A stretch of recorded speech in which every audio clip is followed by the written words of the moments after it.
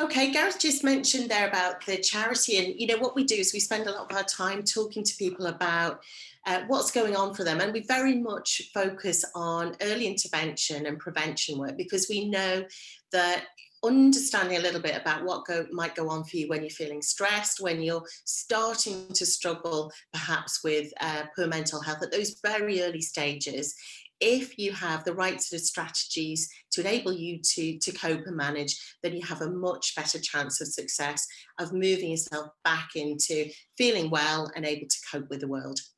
So on today's session, we have got a little wiggly line for you on the screen here, which just gives you an idea of the sort of things that we're going to be covering today. We're going to think about, in particular, our emotional responses at this particular time, at this pandemic that we're all going through at the moment, and what that might actually mean for us, what it might trigger for us. And then also in terms of the kind of unhelpful thoughts and behaviours that might be a response to that particular situations. Then we're going to think about how we might rebalance that, how we might cope with those unhelpful thoughts and behaviours, and plan for a positive way of developing our resilience. So let's just think for a moment about what we're all going through at the moment. And, it's an analogy that we use a lot. And I have to say it's a little bit cheesy, but I don't mind a little bit of cheese, that's okay. And it's that we are all traveling in the same storm at the moment, if we think of coronavirus in that way. But the vessels that we're traveling in are very, very different. Some of us might be in luxury yachts and others in very leaky rowing boats. So although we're all going through the same situation, our responses to it and our individual situations could be really, really difficult. And some people are having a really challenging time. And there might be moments at which we feel that we are quite overwhelmed, or we feel that we're not able to cope in the same way as we normally are. Or we might feel that our responses are a little bit strange, a little bit unusual, not what we would normally respond in normal circumstances. So we thought we'd just explore for a moment why that might be, why we're responding in that way. Absolutely. I think in this uncertain time that we're going through, we've got to be, it's good to have an understanding in the back of our mind that multiple events that happen really do play a part in how we cope with our well-being. We'll look a little bit in a moment about the chemical reactions that happen while going through these multiple events. But equally, to have an understanding that, yeah, we've got a lot of pressure at the moment that we've got on from the government, from returning back to work, from the families to get involved, and all around us really, to have a good understanding that these things have a play on our feelings and our emotions, and that also is interlinked to our behaviours is very important. Okay, so we're just going to ask you to reflect for a moment. If you were to take a bit of a temperature check today in terms of your emotional state, where would you put yourself? And really, this is just for you to reflect. And we put a few suggestions for emotions you might be feeling on the screen. And it might be some of these, it might be all of them, it might be none of them, it might be something else altogether. But I think it's useful just to kind of stop and pause for a moment and really think about how we might be feeling, because there might be days, there might be moments where we feel quite angry at the situation that we're in. It's not a situation of our creation, of course, it's a situation that we are a part of, whether we like it or not. So that could lead to feelings of anger. Or we might feel anxious at times, perhaps overwhelmed, as I mentioned. We might just feel really sad. However, we might at moments feel quite optimistic about the future as well, and our ability to cope with it. And there might be moments of calm, and we might find that we fluctuate between these different emotional states too. Absolutely. I think for myself, optimistic that Christmas is almost here. It's just around the corner. It's something we've been working towards for a very long time. But I'm very aware that people have just come back to the island who, under very different circumstances, very strict across in the UK and beyond, and coming back to this could be a really unknown thing without the need to wear masks, with people going out enjoying themselves. It can be all of those emotions that you see on the screen can be tied in just to coming back to the island, man, coming home or seeing loved ones. It's really strange times that we're going through, isn't it? And I think, if we didn't feel overwhelmed at some point throughout this, I would kind of ask, do we really get what's going on? Because I think it's fairly natural to feel overwhelmed and to feel all of these different emotions that we see on the screen. They're all natural responses to what we're going through at the moment. So we thought what we would do is just kind of explore for a moment using Maslow's hierarchy of needs as a context really for that. And you know, this is a time-tested model. It's been around for quite some time now. It might be a model that you're familiar with yourself, but I think it's worth kind of just bringing this out, dusting it off and thinking about what does this mean and how am I to explain what we're going through at the moment, because we all have certain needs and we have things that we resist and even perhaps hate at times as well, things that drive us and motivate us in life. And Maslow, of course, said that our most basic needs, the things at the bottom of the pyramid, must be satisfied before we can go up to the next level, before we can focus on things higher up the pyramid. So there's no point in trying to focus on achieving our full potential if our most basic needs right at the bottom of the pyramid there aren't satisfied, if we're worried about finding clothing or food or shelter, or we're worried about the air that we breathe, for example.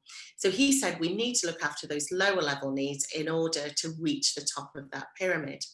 And it's really tricky, isn't it? Because if we look at the situation that we've been through over the last few months, and indeed going through now, coming back onto the island, and many of you having to go through that quarantine period, that those very bottom parts of the pyramid, they're just not being made. There's risks or perceived risks in your personal safety, the health of you and your family members as well, the things that are playing on your mind. So it's no wonder that we're a long way off achieving our full potential when those very early bits at the bottom of the pyramid there are all under risk. Yeah, and we know that, you know, for some of you who perhaps have been in halls of residence, perhaps you've been self-isolating there, perhaps your movements have been restricted and so on. And you might be concerned even about the people who are in your flat or in your halls, the people around you, in terms of, you know, the air that you breathe. Are people spreading the virus? Are you spreading that virus? There's worry about food. Am I able to actually get food through? Am I able to feed myself? My sleep patterns might be interrupted. We know that's often a thing that happens when we're worried, when we're anxious. So all of those really most basic level needs are under threat or perceived threat. And, you know, pretty much everything, I think, below the red line that we've shown on the screen there are things that have been at threat or we perceive are under threat, even down to our interpersonal connections, our relationships and so on. You know, ordinarily students look forward to the relationships that they can build when they start university, when they go back to university, reconnecting with friends, making new friendships, you know, kind of exploring, meeting people from very different circumstances from ourselves, and even kind of connecting with tutors, with lecturers and so on. Those kind of things are really important, and they have been very limited at the moment. And, you know, our circles are much, much smaller in terms of the people that we can connect with than perhaps they have been for past generations, for previous generations of students who've been able to go out and party and so on. So being really aware that all of these things that perhaps were taken for granted before have just not been possible under the current restrictions, under the pandemic. So they absolutely have all felt or have been at threat at some point during all of this. Yeah, it's a really good point. I think that interpersonal connection is probably one of the things that drives us as human beings to, because we're all active, we all want to be able to meet people and talk to people. And if we're being restricted going into university, if taken that part away from us, we're taking away the ability to go out and have social times. And that again is going to be really tricky. And the adaptation from having that restrictions, coming back to the island, and yeah, it's 2 weeks of really tricky times that you'll have to isolate, or but then suddenly to be able to go out and see friends and families, it's going to be really, really amazing. But we have to be prepared as well when we go back to university, that these things are going to be taken away for us a little bit as well. So when we're talking about building up that period, trying to get to our full potential, it's just good to know that to be able to adapt it a little bit and how we're able to cope with these different things that are thrown our way. Which takes us quite nicely into what actually happens when we were faced with tricky times and multiple events that we've just been discussing, when we're taken, some of our freedoms are taken away from us and we're not working up that pyramid that Maslow very cleverly put together, we revert back to our instinct responses, which are the three things that you see on the screen: fight, flight, and freeze. They're there for us since we were early man, with the reptilian brain, which is all about survival. And when we have that perceived threat, these things are our reactions. This is how we deal with life. It's how we have from early man. And what we need to deal with these different things is some chemicals in our system. So to be able to fight any danger or run away from it, we have adrenaline thrown through our system. That's there as a response to any sort of threat or perceived threat that we might have faced. In fact, it still carries on nowadays. Alongside adrenaline that comes from the adrenal glands is we also have cortisol. And it's cortisol that we want to focus on a little bit, because that still does, when we have these threats or dangers or perceived threats of danger, that is released into our system, and it has quite a damaging effect. In fact, it's quite known as the stress hormone, and it does something quite strange to our minds. So inside our brain, as you can see on the screen, we've got these star-shaped things. They're neurons, and we pass information along these neurons to the next neuron around these spindly bits called the axons or dendrites. In between, you can see there's a few little highlighted bright moments. There are little gaps in between the axons and dendrites, and what they are called are synapses. That passes information from one neuron to another, jumps over that little gap. It's neurotransmitters. It's how we do absolutely everything that we do. It's how I'm talking to you today, moving my hands, so on and so forth. And when we introduce the hormone cortisol into our brains, what happens is that the neurons and the axons and the dendrites shrink in, they protect themselves, which means that that gap in between the synapse becomes bigger and bigger and bigger. And with that, information that travels from one neuron to another finds it difficult to get to the place that it needs to go. It just can't cover that distance that has occurred from the chemical reaction. So sounds really complicated, but in layman terms, the best way to have an understanding is, if you've ever walked into a room and thought, what did I come in here for? And that's what's happening. That information isn't getting across to where it should go. I mean, the good news are we've got 86 billion of these neurons in our brain, so the information will find another route and eventually get to the place that it wants to get to. But it will take time, usually around 2 or 3 hours, sometimes for the older folk a little bit longer. But what that is a chemical reaction that's going on in our brains. It's a chemical imbalance, and it's all driven by the stress hormone cortisol, which is released, as we say, every time we're faced with a threat or a perceived threat. If you think about what we've gone through at the moment, Mandy, over the last, well, since March, how many events can you say would impact you and the release of these chemicals? And that's the thing, isn't it? We can, if we look back, we can think of so many different things, and it probably explains some of the rather strange behaviours that we saw around us. So we saw panic buying, didn't we? At the outset, we might see that sporadically now as well. Things like loo roll and pasta were very, very scarce as everybody hoarded. But when we think back to Maslow, we can see that we were therefore trying to satisfy those really basic needs, trying to look after ourselves, trying to feed ourselves, trying to look after the people around us. So really, we can explain that because we had seen that there was a threat. It wasn't just a perceived threat, it was a very real threat. It was something brand new, something nobody had ever dealt with before. And all of the rules, all of the societal norms, all of the things that we had taken for granted previously really, really radically changed, and very quickly too. So we were at this really sort of hyper state of alert.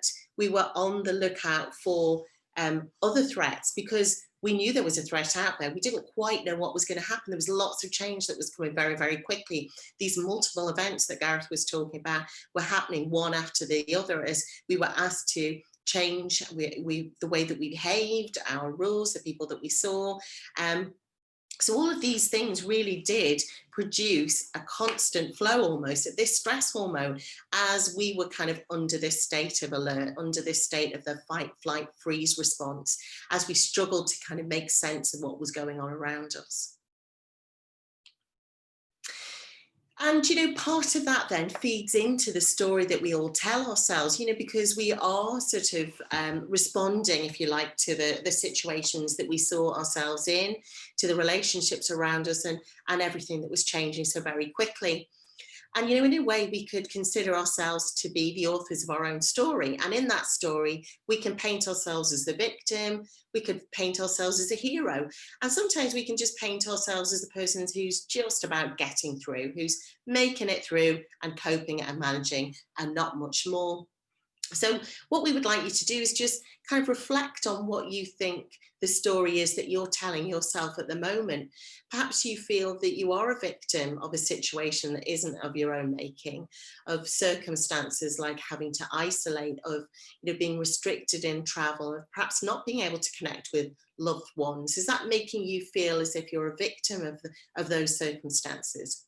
Or do you feel, actually, I'm really proud of the way that I'm responding, really proud of what I've been able to cope with, what I've been able to do and accomplish even within these really difficult circumstances. We've seen, for example, some people taking on new challenges, and you might have taken on some of those challenges yourself. Perhaps you were somebody who was moving off island for the very first time, striking out on your own in really, really tough circumstances as well. So maybe you feel that you're a bit of a hero because of that. Or perhaps you feel, as I say, that I'm just about getting through, and that's all I'm asking of myself right now, and that's okay too. But I think it is really important to consider that we are the only person who can write that story. We're the only person who can paint that picture and decide how we want to respond and how we want to see ourselves in these circumstances. And we can alter that perception as well. Absolutely. And it says there, story days varies from day to day. Indeed, at this present time, it could change from hour to hour, because as news is released and different things are made harder for us to deal with or easier, and then that changes our perception as well. So no, it's very, very interesting on that. So furthermore, the kind of language that we use, or we find ourselves surrounded by, the language that we're hearing, in the conversations that we have and the things that we see on social media or on TV and so on, that also has an impact on whether we feel we're in that kind of victim mode or that hero mode, or whether we're just about muddling through. So we've got some examples of the kind of language that you might be using yourself, or you might hear on the screen here. And just starting with the left column there, you'll see phrases, and you might be using phrases like I have to, I don't get to, I can't, I'm unable. It's quite negative language. And, some of the examples we've got there are things like, I have to quarantine again, I can't travel, I'm not unable to travel to see my loved ones, I've got to do social distancing again, I need to self-isolate. So we think of some of the words there: quarantine, lockdown, social distance, isolating.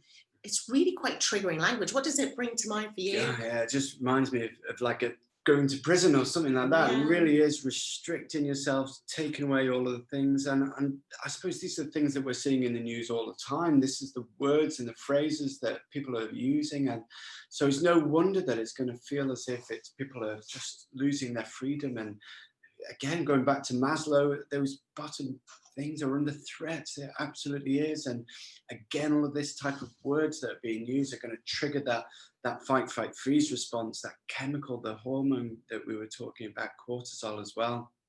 But the great news is there's a different way of looking at it all.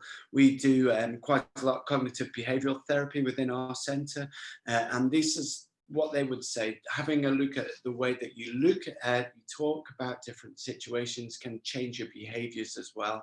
So it really takes you from being a victim of a circumstance to you being in charge of that circumstance. Just simply by saying, instead of I have to quarantine again, using instead something, I am choosing to stay at home. You're in command. You're in charge of that decision. It's your choice. Gives you a different outlook, doesn't it? Absolutely. And you know what? It actually accesses a different part of the brain. So the language that we've got, the examples we have on the left-hand side of the screen are really triggering, and they are triggering that fight, flight, freeze response. You're having that over and over again. Whereas on the right-hand side, that language is accessing a different part of your brain, the decision-making part of your brain. As Gareth said, you're in command, you're in control, you're in charge. And isn't it interesting to think just a simple thing like choosing the words that you use a little bit differently can have such a massive impact, but it absolutely can. All the evidence demonstrates that that's the case.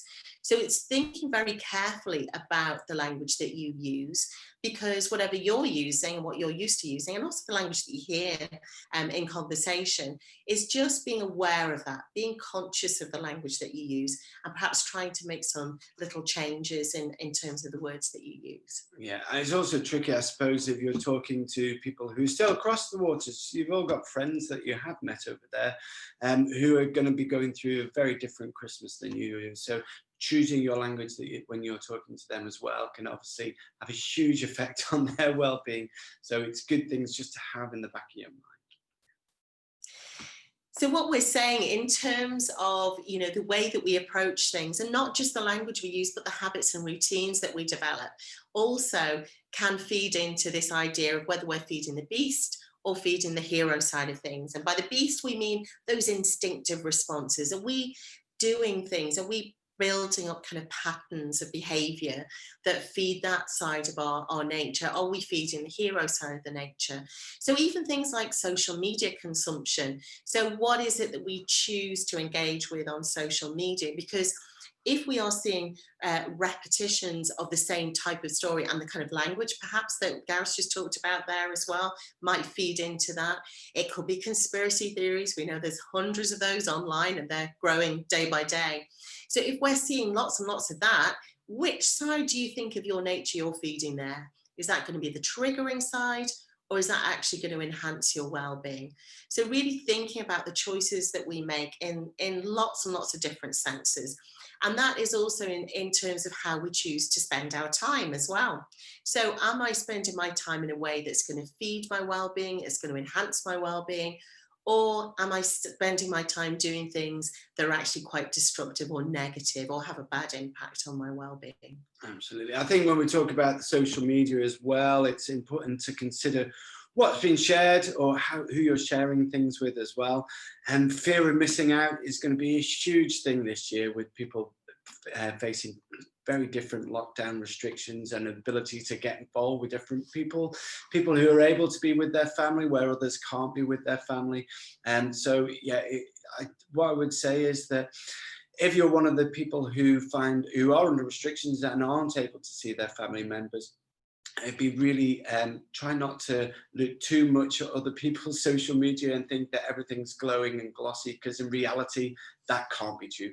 Everybody's been with a family at some point. You're going to have good times and bad times throughout that day. So the ones that get posted on social media will just be those good times. So that fear of missing out, it could be a very real thing this Christmas. And we just want you to prepare yourself to say that, do you know what, where you are, you're in a safe environment, you're looking after yourself, and just for 1 year, you're doing a very good job, doing the right things. So this is, again, what we tried to introduce.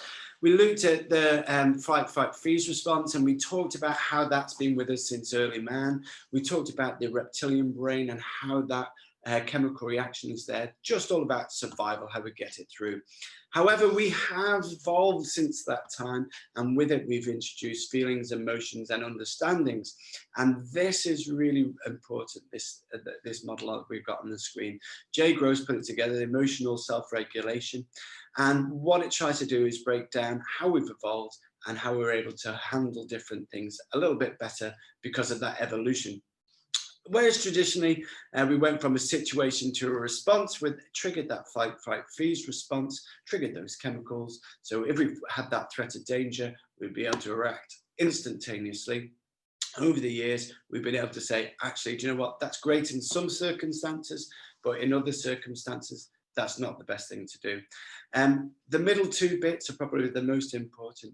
It's having that attention, trying to find out what's actually going on from that situation. It's appraising it to see, okay, what am I actually dealing with here before you make that response. Easy way to put it into context is if I'm having an argument, it's so easy to get that line on text or whatever and respond straight away. Whereas the old adage, if you have a sleep on it, you'll have a completely different response in it in the morning.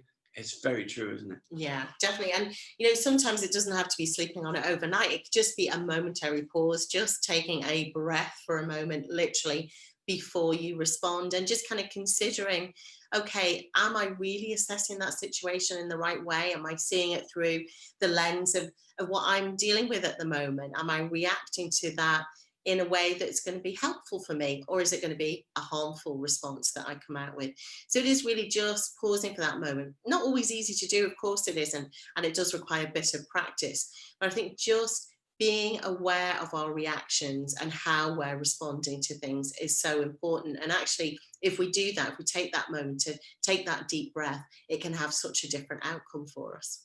Yeah, I try to put it into practice every now and again. Doesn't always work. What does a self-regulator look like then? Somebody who does this and practices this really well. There are all sorts of different benefits, including looking at challenges in a different way, really, and viewing sometimes even that challenges can present opportunities with them as well. A chance to do things in a different way, because sometimes it's very easy to kind of get stuck in our habits and our routines, and we feel comfortable in that space as well. So when we're asked to change those habits and routines, it can feel a little bit difficult, and particularly at the moment, it can feel like even the smallest change is a huge challenge. So it's trying to view those things in a slightly different way. It's also really being flexible and adaptable rather than rigid in our expectations. So even when it comes to our normal Christmas celebrations, it's kind of understanding that actually our expectations and our usual celebrations just might not be possible this year, but being prepared to be flexible and adaptable and going with a different routine, a different way of doing things, and looking for the positives in that. Okay, it might give me a chance to do something a bit different, something I wouldn't ordinarily have considered. And actually the outcome might be quite positive for me. There might be some good things, some positive things that come out of that as well. Absolutely. I think when we're talking about all the things that we've faced over the year, it's good to have a little bit of a metaphor and analogy. What we like to use is a backpack scenario. We say each event that we've faced throughout the year, if we put that into the backpack, that's what we're carrying around with us. And we've all got our own backpacks. We're all able to cope with different things. And we've just got to be aware for other people what they're carrying around with them too. Because although we might be dealing with things absolutely fine, some people might not be able to. Some people might not be able to do the couple of the bottom things on the list there. They're not able to calm themselves down when they're upset, or they're not able to cheer themselves up in a tricky situation. So if we can help each other out through a tricky time, it's going to be so beneficial for everybody. And we're starting to take things out of that backpack so we don't get burdened down by it. Yeah, definitely. One of the outcomes is that we feel a bit more in control, and that definitely develops our resilience. And, you know, we're kind of moving forward now and thinking about what might help us to develop our resilience. And resilience, really, we're just talking about our ability to cope and get through the other side and survive something. And, you know, sometimes that's the best we can hope for. Other times we might get through and absolutely thrive. So we're just going to ask you to kind of reflect on some of the things that you have survived, some of the things you have got through, and perhaps even things that you've accomplished over the past few months. And perhaps you set yourself a challenge, or perhaps it was just an obstacle that was put in your way that you've been able to come through. Because it's such a useful exercise to actually reflect and give ourselves a bit of a mental pat on the back, or a physical one. Yeah. To say, do you know, well done me, I got through that. You know, looking back, I'm actually quite proud of myself because I did set myself a challenge, or I did overcome that obstacle, and well done me. And, you know, doing that and just taking a moment to acknowledge that success is really powerful and absolutely does build our resilience. And it's also a useful exercise in terms of thinking about, okay, and how did I overcome that challenge? What did I get out of setting that challenge, and learning from that experience and taking it forward for the next challenge that we set ourselves or the next obstacle that we overcome? Absolutely. I think it's important as well that, and they don't have to be huge challenges that we set ourselves. It could be the smallest thing. It could be like, I'm just getting out of the house today, or I'm just going to get on and talk to somebody over a platform like this. And the achievable tasks are so much better to be able to say that you've done something. And one of the things that we did, for example, is our mother's getting quite old. We're brother and sister, by the way. And what we did is make sure that we kept in touch remotely via one of these platforms. And it was really good for us, wasn't it? And it was really good for her as well, we found. And just making sure that we did that has carried on that sense of family, that togetherness. And we've carried it on, even though the restrictions have dropped here on the Isle of Man, we've carried on being able to keep in touch with our immediate family, which is brilliant, I think. I know. And do you know what? I think there were days during lockdown where just getting out of bed and getting in the shower and dragging a brush through my hair felt like an achievement. So as Gary said, sometimes it can be even the smallest things. Just look, and each day think about, what is it that I've achieved today? What have I done that I can pat myself on the back for and say, well done me, I'm glad I did that, I'm proud of myself, I have achieved something. And just acknowledging those little things can really, really help your sense of well-being. So what we're looking at is a resilience factor, and there's many things that help build our resilience. And finding purpose, that is probably one of the most important things that I find. It's giving yourself a goal to go for, giving yourself a challenge an achievable challenge you can reach towards. And this year's been really tricky, and there's been so many different things that have got in our way. So maybe it's now is okay, setting a goal from now forward. Maybe it's making the most of your time on the Isle of Man, or if you can't get to the Isle of Man, it's making the most of the opportunity of using platforms like this, reconnecting with family, really trying to get that bond back again. Or maybe it's something that you personally want to do into the future, going into 2021. Giving yourself a challenge like that is hugely important, and one of the things that our therapists here at the centre would recommend within a habit. Yeah, so and finding a purpose could be something you can even do on a daily basis. So it's finding a purpose for each day. So what do I want to achieve today? What's my purpose? What's going to get me out of bed this morning? And even during isolation, you might be on your own. You might be in accommodation on your own. But it's thinking about, okay, I've got some time on my own here today. What could I do? Might it be some reading? Might I be able to get some exercise, whether that's indoors or outdoors? Is there a way that I can connect with somebody, as Gareth said, which is another one of the things on there, because we know that building connections is hugely positive for our well-being. We know that loneliness is a huge thing at the moment. It's something a lot of people are experiencing, and you can even feel lonely being in the same house with someone sometimes. So actually building a connection where you feel you can share something, where you can feel supported. Perhaps it's mutual support you get from somebody else, and that might be from friends, it might be from family members, but in whatever way you can, it's finding a way to build those connections, even if it needs to be over a platform such as this. And when you get the opportunity for some face-to-face connection time, then it's making the most of that. It's making sure that you do spend some time talking, because again, we know that's really, really beneficial for our well-being. Absolutely, and preparing and planning is on the list as well. It's just similar to studies. It's proven to be more successful if you've got planning action to go forward.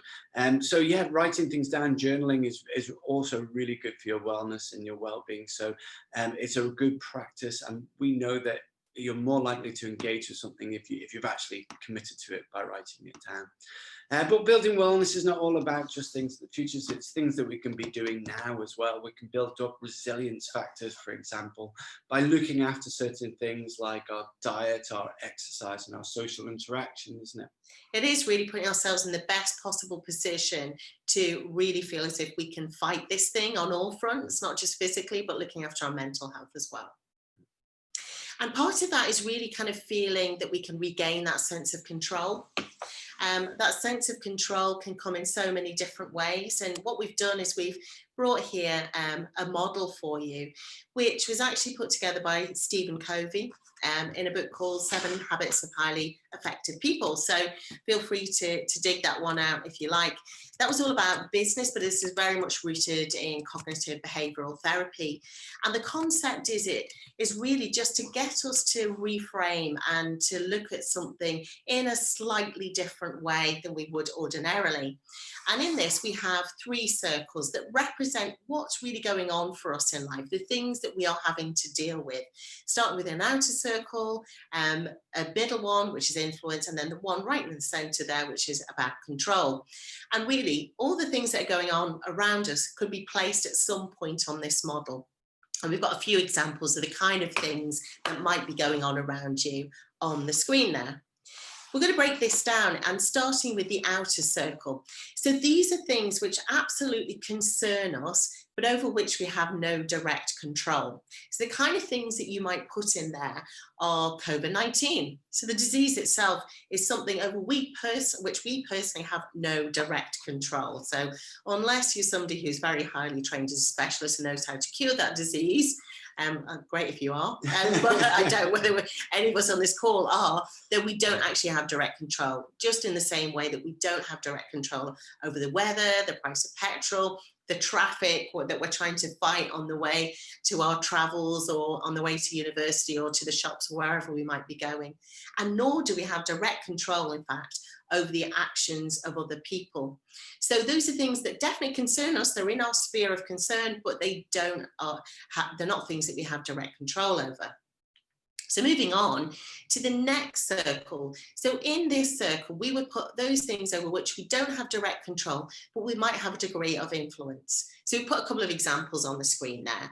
So although we can't control the attitudes of people around us, we might be able to positively influence those attitudes through our own behaviours, through our conversation. We talked, for example, before about the language that we use. So those kind of things might have an influence over the responses we might get from people around us. We might be role modeling behaviours and responses, for example. So the way that I choose to do my work, my study and so on, the way that I choose to conduct myself, those kind of things, I have a degree of influence over those. So might have deadlines I need to meet, but the way that I achieve those deadlines, I have some influence over. And right in the centre then, we have some examples of things over which we have direct control. And the idea of this model is the focus of our energy and our time should be more on the centre circle, perhaps a little bit on the influence, and as little on that outer circle as humanly possible. Because in that way, we're directing our energies and our times on the things over which we can make the most difference. And that's things like my own personal attitude, my own words and behaviours. And we talked about language there. We talked about positive routines and habits. Things like exercise are going to be in there as well. How much exercise I choose to take is up to me. I can control that. And I can control my diet as well. I can control how regularly I eat, how well I eat. And we know those things feed into our sense of wellness as well. This is an absolute cracking model, this. And if there's one thing to take away from today, I really hope it is the use of this. And this is one that we've used with students from like primary school upwards into the workplace as well, and even beyond into retirement, because it really does give you the sense of, okay, sometimes things just feel like they're getting carried away and you have no control over anything that's happening. But by breaking down the main concerns and worries into a model like this, really does give you the ability to take control back.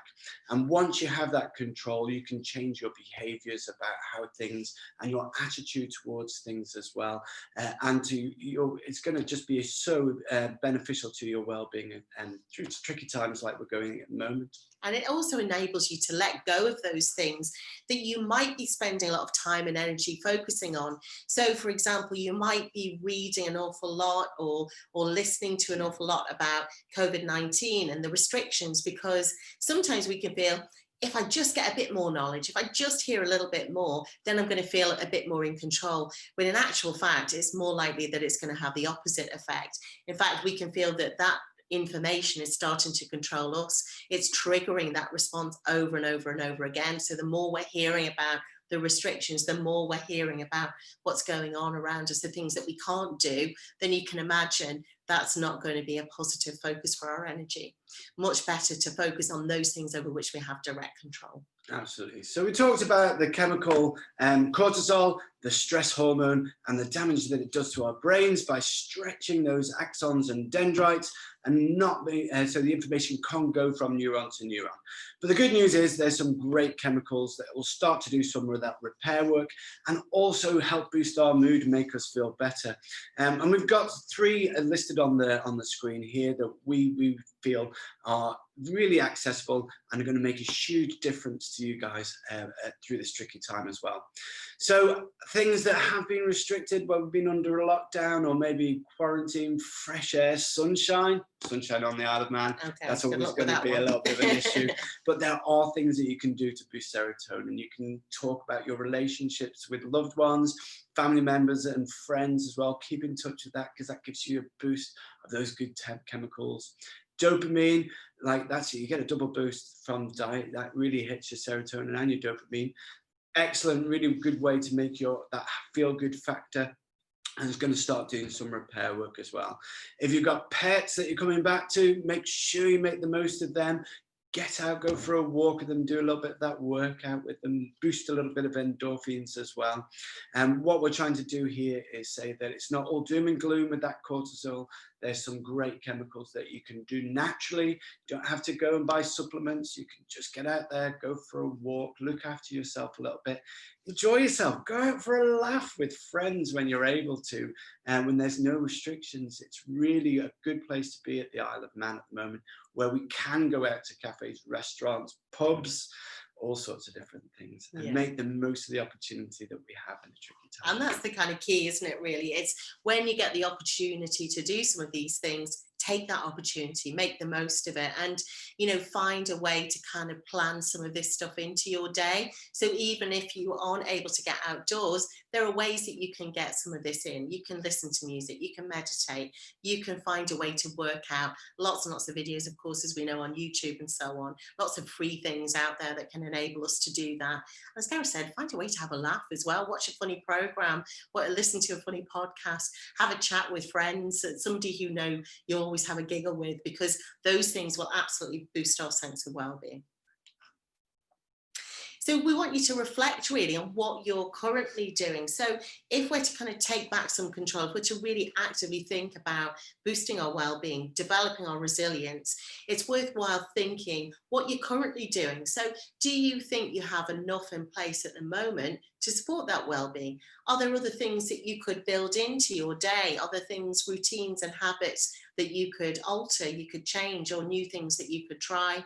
But it really is worth kind of thinking, pausing for a moment and just trying something. And even if it's just one small thing that you start off changing, then that's a step in the right direction. Absolutely. At the beginning of lockdown, I think there was all sorts of Joe Wicks on daily spending around and stretching and doing all sorts of things that I wasn't getting involved with, but I know that a lot of people were. And then there was diet recipes and all sorts of things. Nigella's back on the box and all sorts of these things to encourage good well-being.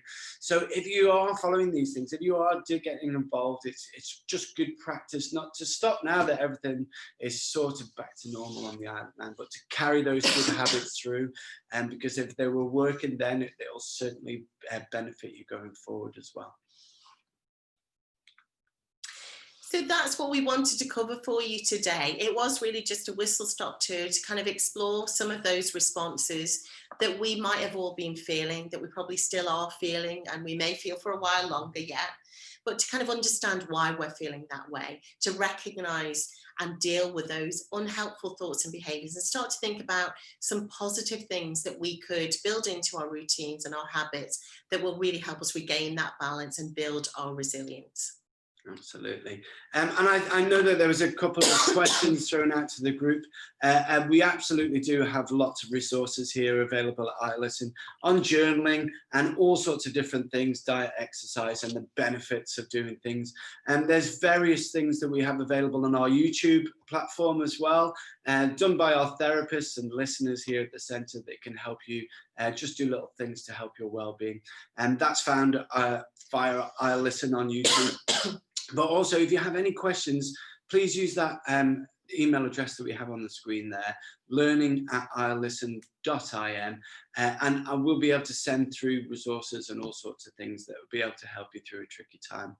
And no matter what the question is, if you think it's daft, just ask away, because if Mandy and I don't know the answers, we've got a huge team behind us of therapists, listeners, professor of psychology, all there able to help us through difficult times. Thank you very much from both of us. And at that point, we'll end the session. If you've got any questions, please feel free to use the chat function or the Q&A. We'll hang on for a couple of minutes, and then we'll leave you to get on with your lovely Christmas that we hope you have.